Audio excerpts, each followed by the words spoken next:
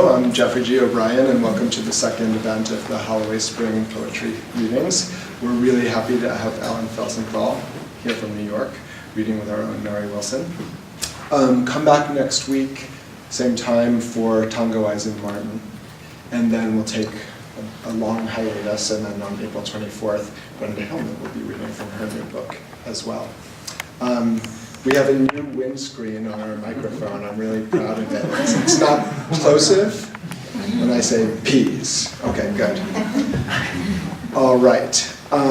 First we will hear from Elia De Silva, who's going to introduce Mary Wilson, and then Jane Gregory will introduce Alan Felsenthal. So it's a Holloway co-curator Phil night. Let's get started. Thank you for coming.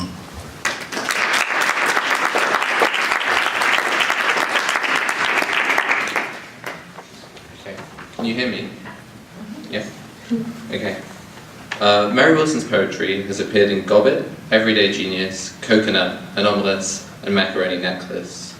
Her first chapbook, Our Horizons, The Future, or The Love of Its Edges, is forthcoming from Projective Industries in 2018. On a hike with Mary a few weeks ago, I suggested that writing poetry is a bit like looking at an animal out of the corner of your eye, not wanting to scare it away. I think Mary agreed with me about this. I bring this up because I think it suggests the way that Mary's poetry peers sideways at the state of things, exhibiting a wry and sardonic wit, nonetheless shot through with intimacy and vulnerability. These are poems that challenge the reader to trace them fully, that appear at once inscrutable and deeply familiar. Part of this sense of difficulty originates in Mary's tendency to dwell in the everyday, to return to the mundane and fleeting, with a care and attention that we otherwise forgo. A throwaway greeting can become an opportunity to explore the consistency of the speaking subject, or the solidity of lyric. Care and carefulness appear throughout her poetry, formally in the emphasis on slight linguistic shifts that transform or compound meaning, and thematically as risk, looming threat, or in the startling voice that surfaces to announce, in the dark, there's nothing you can do for her. But Mary's poems refuse the gloomy and the cynical, flashing instead with the joy and playfulness that we'd expect from a poet who can proclaim with a wink that sunset becomes a descriptive event that registers across friend groups, or a poet who can smuggle the zany sentence, persimmon is insanely like and unlike other fruits, into a poem otherwise concerned with questions of poetics and taste. It's my great pleasure to introduce Mary Wilson.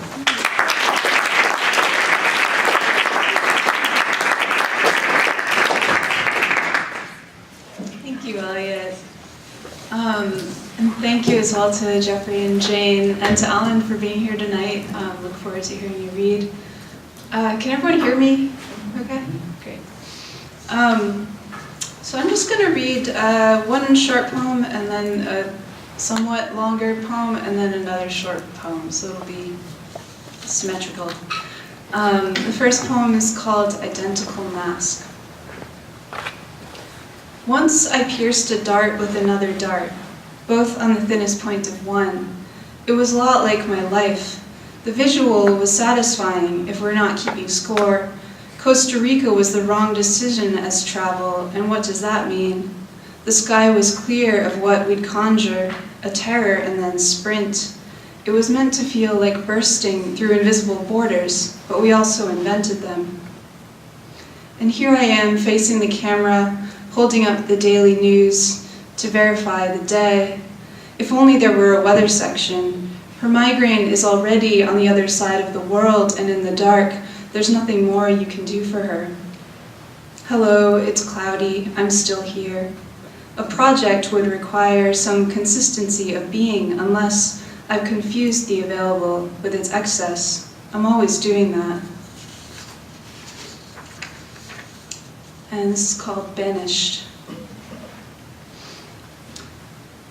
And it has an epigraph from Romeo and Juliet, which is, there is no end, no limit, measure bound in that word's death. I'm thinking about coming and going, negation and affirmation. I'm thinking about what's coming and what we mean by that, and what we mean by coming, whether it's a process or arrival. Who's coming? What's coming next? And I'm thinking about not going, about holding back, being held, healed, heralded. Time doesn't come or go, no butterflies on that horizon, no humming of birds on this. Lichen communes with lichen, no copula, no expulsion. We all agree that probably has too many syllables. Don't try, do. Parents are confusing, gods are confusing, and community, but not the police. Please don't make me the police. Imagine she found the diary of Laura Palmer at the public library when she was 10, and never told her parents, not her friends, and never told anyone, not her parents, not her friends, and never watched Twin Peaks until one day, a year ago.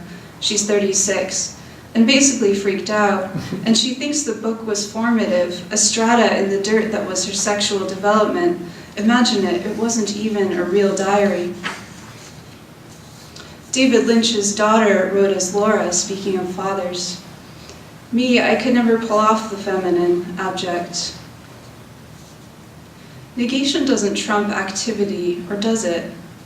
Every word isn't precious. That's why so many have been tossed out. As for example, this joker from the deck. The joker highlights the extent to which satire has eclipsed the real, and this in itself is a real antagonism, but not the kind you can fight or edit, making of the cut lines an essay, a battering ram. It's when you find the seedy underbelly of the city and tickle, it convulses into tunnels of script, and late-night movie theaters undreamed by its surface. Was a type of derive for children in the 80s, but that was the 80s, when for a nickel you could buy a baked potato and also discover it, contorted like a window after rain, and put it to good use. What I mean to say is places need to be invented daily, not dwelt in, and invention isn't equally available across the spectrum. On the train tracks, the abandoned factory collides with the typical event, and two men remind her of what they could do because it seemed appropriate to the location, or to their perception of her perception of the location, which was inaccurate. But when other imaginations enter your body, it converts the unhomelike into a recurring dream, aka familiar. The police investigating break-ins to the houses of the dying, rich in opiates, almost shoot the mobile spouse. The house returned to houses bodies that have somehow been forgotten in pursuit of lifestyle. And the timeline you were meant to guard collapses in spondaic hand-washing, as if that were that. A gentler judgment vanished from his lips. But what does it mean, the world after people? We all want to see it. Light gone mad, pigeons in the streets, dachshunds and Labradors allied in their joyful and collective walkabouts, the cats approximately doing what cats do. When the timeline you were meant to guard offers itself up to you, as in the story rights for movies. One hope is that you'll be seen from all the good points you made, and then forgot to put in rhyme, and then forgot entirely, your auditory, visual being your only fallback, really mine. And in rhymes, you never do fall back, but I do fall back on them. The film rhymes earth and clouds into a line that says war. Regard the present as a shell you just beaked your way out of. In the film, the earth's a stage you're seated under, which is the hill crested by samurai, and you watch because your only other option is to duck, and it never ends well for those characters in the movie. It's a false ending because I'm not fond of real ones. Sunset becomes a descriptive event that registers across friend groups. But the thing about another person being banished from your timeline is you feel it as a loss, and there is no measure, limit, bound in that word's apprenticeship. A safety pin migrated into the bed, abilities not being stretched to their limits, but is it rational that you expect a lion in the bushes, well deserving of a bird, the achieve of, the mastery of the thing. And I'm just going to read one more. This is called Love Poem. It might need a better title. That's all I have. Love Poem. Normally there'd be a first line, then another. Then they'd gather in the long park of combat. Just like love to someone is a total gain, but not that kind where love is a gain, is a highway, is a river. So many rivers are digital. So much love does not accumulate, you have to wait for it. And poems, so many love poems are poems. Full screen in the violet, we could be in it, not accumulation, but the other thing. Thank you.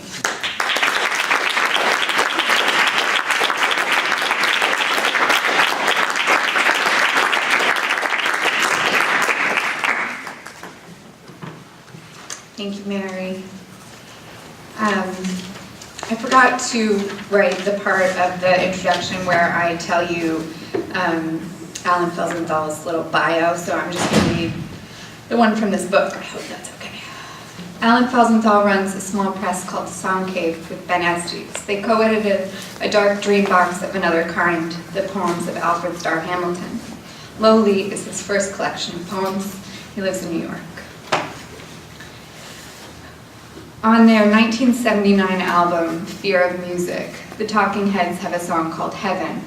The chorus goes, if anyone wants to sing, I welcome it. Heaven is a place where nothing ever happens. I read Alan Felsenthal's remarkable first collection, Lowly, on an airplane last March, and was sure that heaven, eternal container of nothing, was the ideal place to be absorbed by the book. Poets like nothing, like to behold nothing, like to make nothing happen. So reading Lowly on the plane, I was in heaven and I was in heaven. The sky is so calm we could die in it, I read. And I read, never let the heavens, their earth, leave you without help. But I read the book again on earth today, and earth did just fine compared to heaven. And the book was a great help to earth, or to being on it. In the Talking Heads song, it turns out that heaven is a bar that may or may not really exist. But either way, heaven is the ideal bar. Everybody is trying to get to it. There is a theory that Fear of Music as an album title is not the product of the same arch irony that led the Talking Heads to call themselves the Talking Heads. It is not describing the condition of someone who is afraid of music, has a fear of music, but rather it is fear of music, music about fear. As you will see momentarily, Alan Felsenthal has no fear of music. In fact, he's the perfect contemporary whom Rilke describes in Notes on the Melody of Things, the person who writes as if they had just awoken from a centuries-long dash or nap, to hear the broad melody of all things. It is sort of unfashionable to hear the music of the spheres and use it to restore dignity to experience or to the soul. It is sort of unfashionable to be such an Orphic allegorist as Alan is. It might also be unfashionable in some circles to record the search for meaning, to find it, to use music and form to make subtle structures that humbly acknowledge the sacredness of the subjects of these poems. If heaven were a bar, or if the Maud Fife room were, though, I'd toast to having such unfashionable contemporaries. I first met Alan Felsenthal about 9 years ago, around which time Dr. J. Kennedy began to publish his findings about Plato's dialogues. Now, Plato, as you know, had something of a fear of music, of poets. But Kennedy, a historian and philosopher of science, had used a computer to run through the original scripts of all the dialogues to discover that there was a regular pattern of symbols embedded in the dialogues that was based on the 12 notes of the Greek musical scale, inherited from the followers of Pythagoras. So, Kennedy says that by his discovery we should understand that it wasn't that Plato wanted to push us towards reason and logic and away from art and things more mystical, but rather that we can see him as resorting to code, to symbols, to music, to hide his most dangerous views, lest he be just another poisoned heretic. There are plenty of heretics and some poison in Felsenthal's poems, and a pretty Gnostic Plato. It takes great patience and many millennia to hear Rilke's broad melody, to decode the hidden song in a dialogue, to hear whispered the secret nothings that heaven keeps. These poems will help and keep you listening, though. I'm quoting, even a better world awaits, a better world. Keep your world, for it was yours. If love be done, shh, be done. And please help me welcome Alan Felsenthal.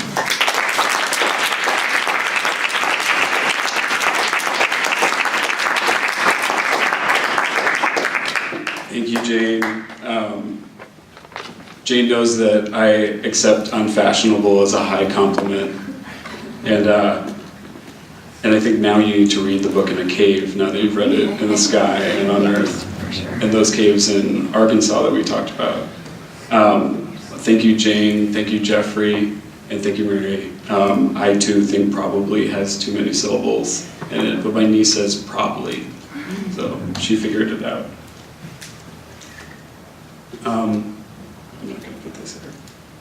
So it's been 5 years since this book came out, A Dark Dream Box of Another Kind, the poems of Alfred Starr Hamilton. And so I thought I'd start with a couple of his, because he restores wonder to the world. And if you don't know who he is, he was a reclusive poet from Montclair, New Jersey, who wrote many, many poems. And these are just some of them. This is called Dark Corner. I wonder if I lived in a dark corner all by myself until the only sun I ever saw came around in the morning. I wonder if the sunlight worked its way through a keyhole, and little by little I was taught never to tell a lie.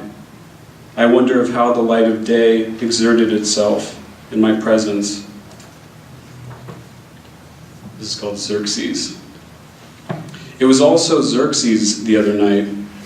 The path they traveled was so slender. The bridge they were crossing was being torn asunder by the storm, and I, in my bonnet, was sound asleep.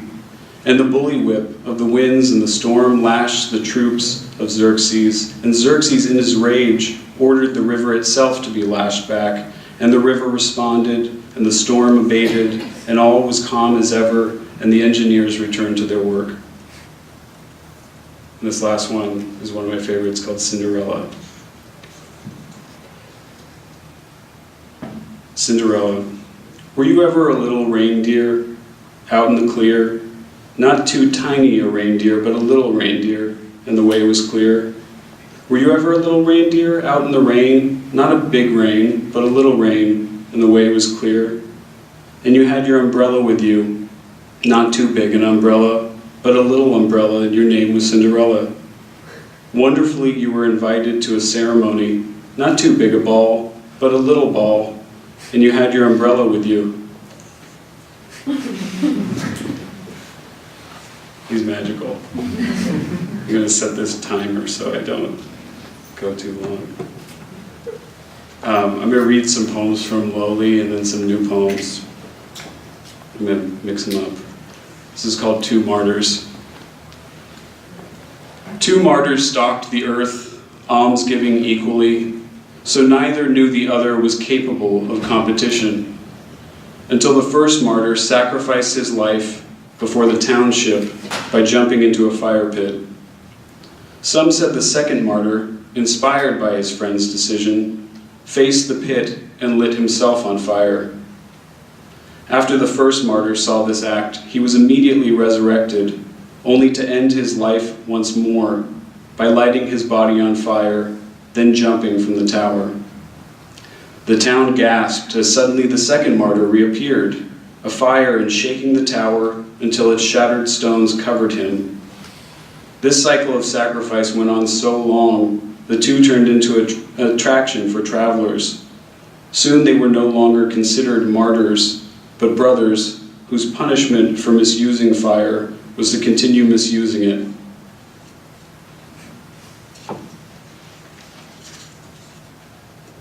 And this is called Argo.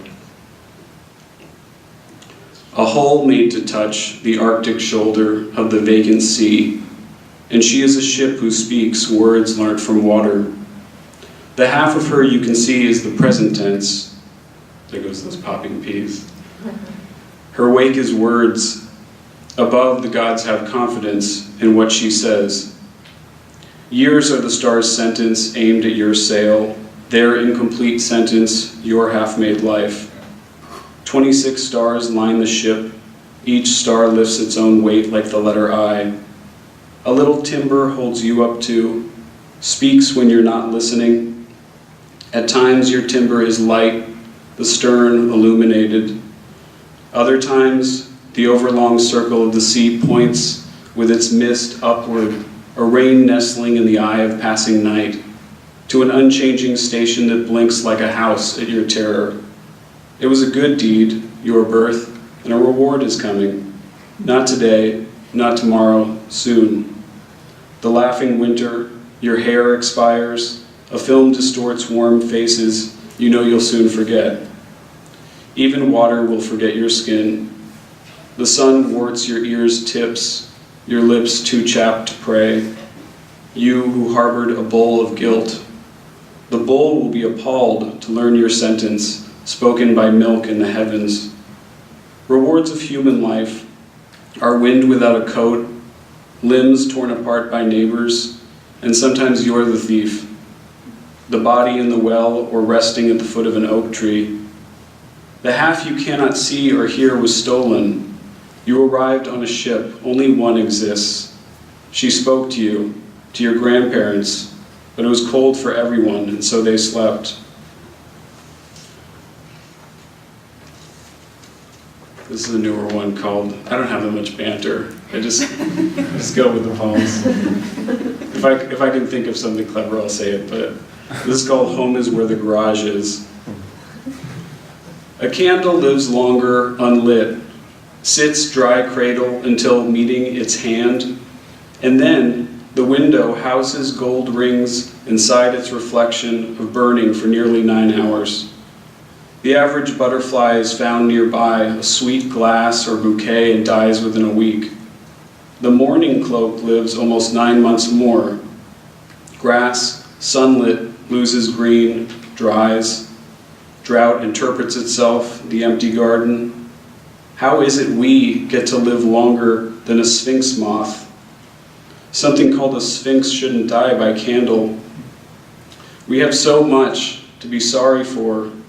Should know that light is no one's friend. It was light at first thud, and light comes to end us. They are advancing by sea on TV, looking outward for the next thing to do to people you don't know. They do it to them with their light. The divine light was physical that started this debased ball we call home, so purer light will mark the road that leads me to the Lamb.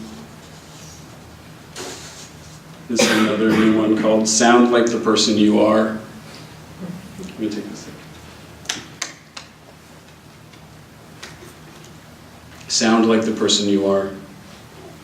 Yes, but will it defrost their hearts so they can use them as windshields? Poet, be the appalled.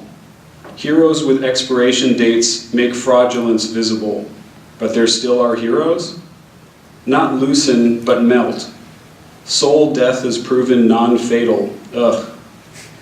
Recall the body, this one stinks. A soul smells dandelion, golden whispers of the sun's children. To whisper a hymn improves soul density. A soul, I'd walk freely up the mountain and on its peak release my anatomy. It's a long lunge down, but I don't own this belly. The reason I ask is because they're cold. A veil of ice pleads to be thawed inside them. The freeze is complete, though the heart's a thief of blood. I can be accused of misusing the word soul through repetition, the body its clumsy shroud. No one goes to hell for public drunkenness. They stay, panhandling for mercy, and make loneliness a soul's tongue. So lonely, even a friend won't do. Feeling is a cliff or pirate ship I hid from, though I ache to be helpful, like a woolen fleece, too tiny to keep you warm. So this next one is about an unpleasant subject, but you're welcome to laugh, and I feel like the Bay Area will understand. It's called My Domestic Poem. The remedy for your ruminations is bed bugs. When you acquire bed bugs, you are blessed, for you only have one problem, like when you're addicted to drugs. When you're addicted to drugs, your problem is being addicted to drugs. And bed bugs, like drugs, divide your life. You are thinking of them when you're not thinking of yourself. Thinking of yourself leads to rumination, your reaction to distress involving bed bugs. Look upon your life as not bare when you consider theories. You do not live a bare life, one without rights. An exception, the bedbug, is a daemon, a nymph sent like a dream to connect you to a history of visual communication. For we understand as much about invisibility as we do DSL technology. The shadow of the bedbug remains on your sheets when they are white, like calligraphy from other worlds, ideograms writ in shit instead of clay, which seem to convey that bedbugs, like Sumerians, are responsible for one of the earliest systems of writing. A bedbug smashed on its mattress signs its will in your blood, the way they did centuries ago with the limbs of gods, of kings and gods who took the form of human beggars, beggars who did not own freezers, like mine, filled with clothing removed when I got home from the movies. I shook my pants over the bathtub, then folded, I slid them between my jacket and shirt where, if I had any, ice cream should be. Amanda asked me to write this poem. She said, write about something you do every day, something domestic. I go to the grocery store when I can't make eggs with what's in the fridge, but I fill my freezer with clothing as often as I leave the apartment. My right. I signed a contract with life that states a chair covered in fabric is a divine throne of the city you visit when sitting down. And when you go, you leave with an echo of that seat. Once, I brought a bedbug home. The proportion of its body to mine was nothing compared to its power upon my thoughts. They use the stars and clouds and wind to guide their way into your mind. When you Google, what does a bedbug look like pictures, you are not Googling yourself. Soundtrack. In an image, the brown back of a fifth stage nymph shines like a mushroom intoxicated by the effulgence of wet dirt. Is mud the timetable of blood? Mud is the roof of the underworld. The underworld's unpeopled palace is colder than I thought, but nothing wretched belongs there. If nothing is wretched, thoughts misled me with my permission. The bedbug is where it belongs. A body was built to be vanquished. Trust the lovers of beds and bodies. We hardly know whom we've slept with. Somewhere else, a mosquito survives August by killing a child who just learned cursive. They don't teach cursive anymore. The coldest moment of morning is when I put on my jeans, especially my thumb touching the button. During that ecstatic instant, looking at its imprint on the frost, I think only of usefulness. I wish that none of you ever have to deal with bed bugs. But if you do, like me, you might gain a newfound respect for their survival qualities. This is called On Learning of the Holy Stone Eutychite, said to clear the heart from craving the departed. I wanted to fill my heart with eutychite. That's the whole title. Identification by emotional gravity. I am my own gemologist. In my skull, no oil spills. I wrap my hands around its rock to shake until my eyes turn into snares for the good image. The earth splits and I go to its part to speak to the ex-gods who hold up the tottering earth with horns, unmusical horns, with lowly names, which each resemble stars, though they reside underground. These counted names I can't tell you without obscuring their glory, with clouds of false breath, tears. Fathers of beasts flee tears, a heart feels ill set in snot. So to be the beast doomed, seal the envelope of splendor. Pharaoh spoke to me, commanded, gore your foe. In days of yore you smashed people, and Yon sent them away. Heads wagged, yet they sang the songs the nation sang, sunk with shame into a single consonant, Y. Somewhere between ya and yeah, they sounded like cymbals. Then I put down my bow and the arrow of my illness. They fled. Like the sea, there was nothing wrong with them.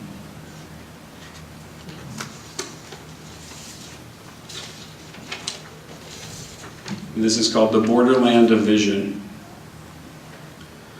A seven-headed serpent sent to swallow the world slinks beneath an angel to witness the ascension of a small bug from Earth who owned nothing but a small hard shell, so light it could fit into the hand as a pick that strums to the song the angelic choir sings to my unborn son at night.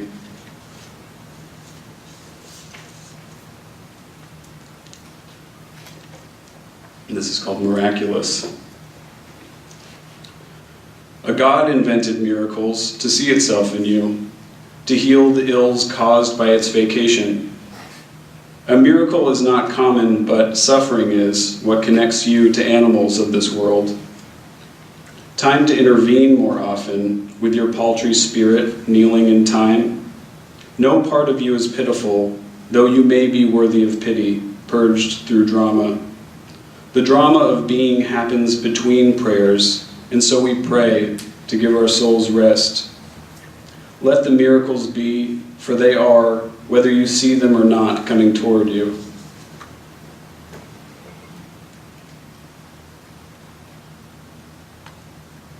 This is called Translation of a Lost Aria. None of the friends spoke until he spoke and asked the friends to kill him, lest he kill himself. Enough, they said in unison. This is the United States. You cannot just go around asking to be killed. He asked again. His voice was so beautiful that each friend considered it more. Though without training, he sang his request. The tone was like a ton of sorrow being lifted by a small tongue. Each listener in danger of weeping, incapable of leaving for the need to hear the end, which sounded like the remedy to its oblivion. My body is made of sublunar stuff. It is a ruined thing, and to the sky I must return, he sang. All of the friends had mothers and wondered what they might think of their sons for considering the killing of a boy who sang like a nightingale. You had no choice, a mother said. The moon you were born beneath had written this in the yard with light the night you were conceived. The friends touched each other and the heavens shone like mud. Which of you has the knife? They all had knives. It should come as no surprise the mud was really blood, and through it emerged a star that pulsed with the voice of the boy. Mesmerized, the friends forgot his song while he ate their knives. I think I'll read this one because Jane mentioned it in the intro. It's called The Lads of Atlantis. The young tear away like a river cannot love a god. Beyond the oak and linden tree, a better world awaits. The world in which the seed of being someone vanishes. A pageant where I love aslant. The forest portcullis unlocks parades of beloved scents, to which David plays the lyre in Palestine. I'm not allergic to art in which David begets music, like wind through whale bones on an undocumented beach. Such estranged notes, the whale becomes whole again and shelters Jonah with her warmth. At the pageant, Abraham drinks through the testing, dancing on the vine trellis. Atlantis is his gate nap. The donkey waits on Abraham, Isaac's soft shoes over the altar, under which he might have slept. Now the mouths of a pear cloud babble into rays that blind Abraham. As the donkey lowers his ears, they learn of judgment. Why not debate for the donkey? For the donkey came forward and was 50 if he was 10. If Atlantis is not for Isaac, then give us the donkey for a son. I want it to be everything nothing visits like a native village. If we grew up elsewhere, a palace of congenital deafness to love, a lion's claw crooking the timber, no great love set straight. Great lovers left us, or were they nymphs, or were we before a tree began our current history? If we grew up elsewhere, where races are lost, in which Atlantic usurped Atlantis, the lariat we felt without seeing, while the forest winked from its 70 faces as something above might, facing down. Somewhere, nothing precarious lifts its cloudy crown. A grayish everlasting flower, dried and unfading, opens like this city, one night from a lessening distance. Even a better world awaits a better world. Keep your world, for it was yours.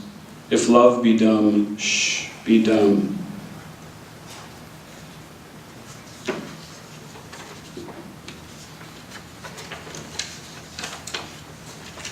All right. When I first moved to New York, I went on an internet date, and when we were walking in Manhattan, I looked up and saw this hawk and just stopped. And then all the people around us stopped. And I don't remember anything about the guy I was on a date with, but that hawk has stayed in my mind ever since. So I wrote a poem about it. It's called The Hawk at Washington Square Park. Set on a wire, on a breezeless day, so still his frame was a figurine, wordless. People, eyes on each other, pass. Calm, the majestic sentinel sits slightly above our bitterness, his body its own crutch. He is proving the true nature of his greatness by being ignored, as if saying impassively, be noiseless, unseen, not behind or under us, you belong to your times, but above, commit to spirit, yours, and then a gentle wind comes. This is called Nothing Attacked Wanted to Be. They didn't mean follow your dreams literally. Even my alarm clock is anxious. The digits genuflect. Headline says kneeling zealots. A boy playing with a rat near an explosion leaves all rats alone. Unknown in Hebrew means not yet traumatic. Like, we're all freed now? Like, because of Wi-Fi, we're free of the Sphinx? What, my lord? Oh, nothing. This video. See, it's not that they do anything to be blind to misery. They're blind to misery, so they do anything. What is tender now? How does it feel inside to wind in wool the breastbone's branches, not deafen its ears with its own explosives, the soul's infirm trumpet? Only to you your pain is famous. Brooklyn kids in Berlin stole my inheritance to make projects. I'm here, Prince, my kinsman, to ask truth if it has any power. You're senile, he says. Think we're beyond oracles? Oh, Google is men who milk the world, the entire subhuman world. Is it they, out of chaos, coming to annul a mystic, or a tentative sacred ghost in a vest of gold, approaching? He is a shy giant. He is light. And I'm going to read a longer poem, and its title might make this pop because it's filled with P's, so I'm going to say it from an angle. Past Life Palinode. That worked.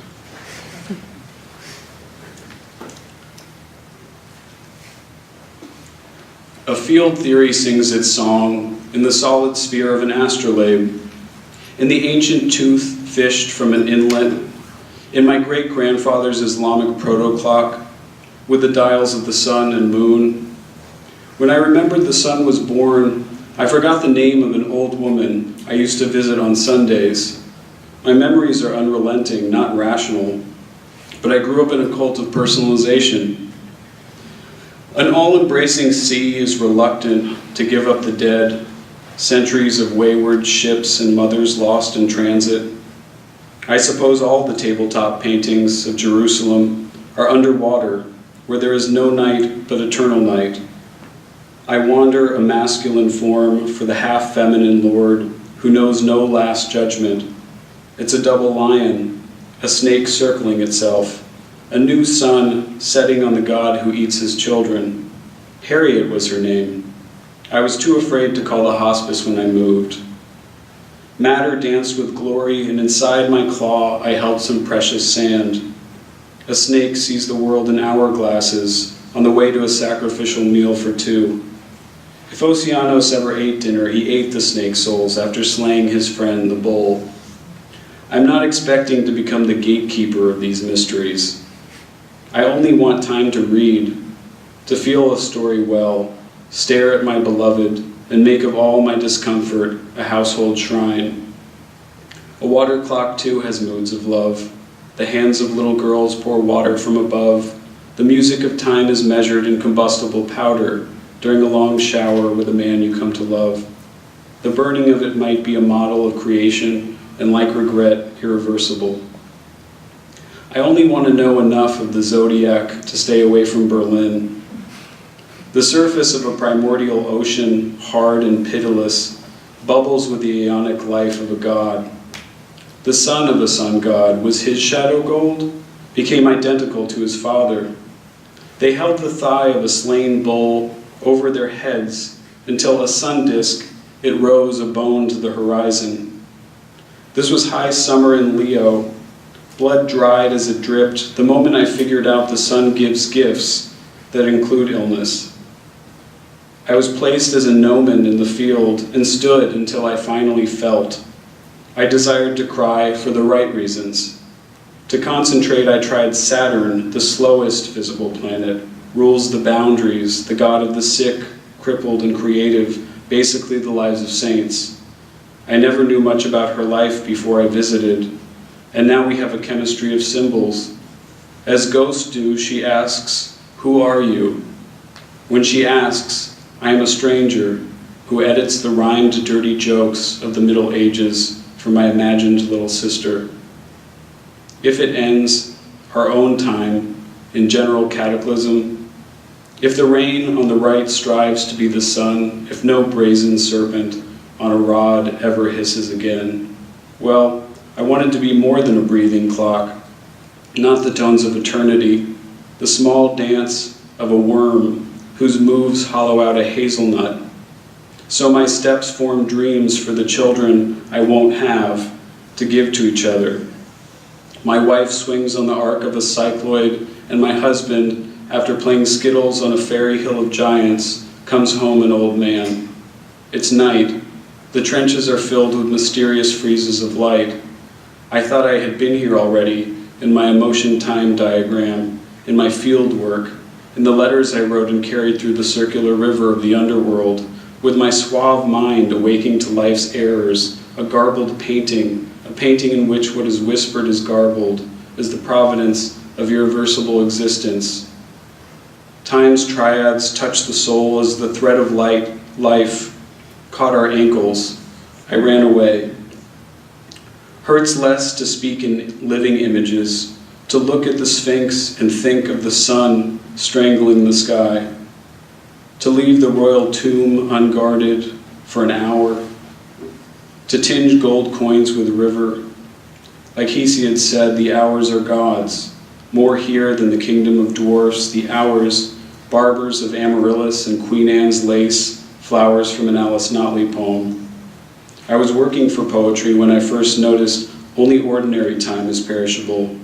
How did A, B, C, D, and I appear in the same place at once? I almost believe I could die in a war or on the table of Solomon. I'm tired of tricks. The sundial in the garden is either a stylized tree or spinal cord of a sun god. A spiral petroglyph dreams of snakes. Its shed skin imagines birth. What I disown owns me. Time, the hermit hunched to turn his hourglass, mine, and the blindfold I wore to decide whether I could live the sensual life. One century sees in a blindfold justice, the next ignorance. The same painting glistens like a lantern waving level to your eyes. Saturn has no telephone, calls from the desert to say the sun lives. Time is okay now. Somehow contemplation repairs you. I tried to repeat great, great, great, and then tired of great, great, great. A god wafted its name amidst. I heard preserve the space between letters for the fertile exclusion of sense. Last weekend, I stayed home but denied village life, rejected the details of a household shrine, of Egyptian papyrus, with 2 lions who support of the newborn sun god, who withers plants without deep roots, offers a double stance of dedication more active than my own. To say each day we are given a new god increases blasphemy, though it also can be helpful. I volunteered to watch old women sleep among flowers. I slept curled at the foot of their obelisks. I volunteered, so I guess I don't work here.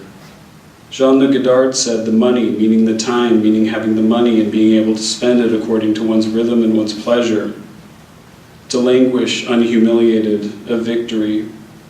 The stars care less about their viewers than the drone operators theirs, but looking obeys desire, hope that one more thing might exist than 10,000 with earthly time to see.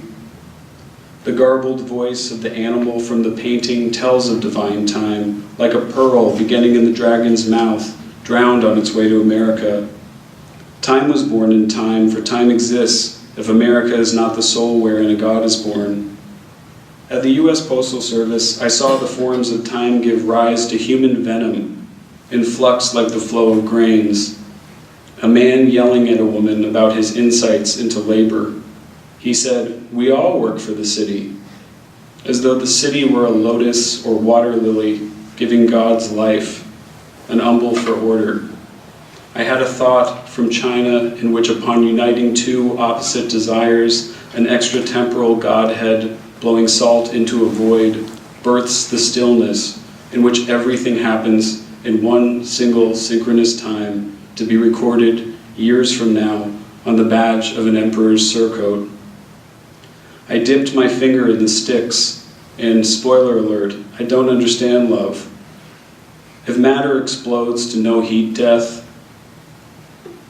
all sight is circles and clocks, and no love lives in the heavens, where love is created, destroyed with no beginning or end, well, instead we can focus on the light clock of Al-Yusari, which burned for 13 hours. A pennyweight fell each hour from within the candle to touch the figure who trimmed the wick out by the time you slept. The velocity of sleep is Einstein's theory. It's like this: the temporal indication of love is relative to the position of an observer watching her beloved sleep. Careful where you aim your intensity. When the moon in demon hands is closed, they strike their pots and pans to distract the demon. The moon makes music through the fears of my neighbors. A pot, a pan, the ancient hand of music and an orb. If the lecherous wind has made us sick, the moon will have its day. The magic mirrors of Pythagoras measure the moon in the breath of my beloved. The moon lives as long as metaphor. Looking east in a mirror, I viewed myself as a harmonious snake. I sailed the boat of Re. On deck, I walked a circle of archetypes. My soul sat sweetly in the soft stern. The boat of Re, it sails above and below the internet. The boat which is a scepter, which is a key the keeper of a gate sails into summer with. The god of light who bleeds helium, whose sadness drips along the metal rods peasants held to light new torches. That god, living in a strobe, meant the majesty of night was ours to see as we wanted. Outside of books is not what we couldn't imagine. The world soul is not looking for us, for the world soul needs no fame. Celebrity is the prayer of capital. I was born under a falciform moon, sickle-shaped, and a stupor like a demon makes me say the opposite of what I feel. Keep your chart to yourself. It's like giving away your last 4 digits. Under the aromatic stones near the delta, I wrote sentences with branches I threw into the river wending to a sea. Quietness failed, and so I chose words. Dear Sphinx, will this be my last bed before the final visages I know sink into the heavens? I hope to clearly say, without riddles, riddles of riddles, how it felt to live. Between ego time and eonic time on the way to the timeless center, I ride a slow-moving ibex with fiery eyes, mine, not his. Fortuna shakes with monochromatic hands, our peacock ethics won't be seen. For where she's expected in total blindness, in the center of a wheel, is nothing. But that nothing rotates like nothing else. I'll write to you from there. Thanks.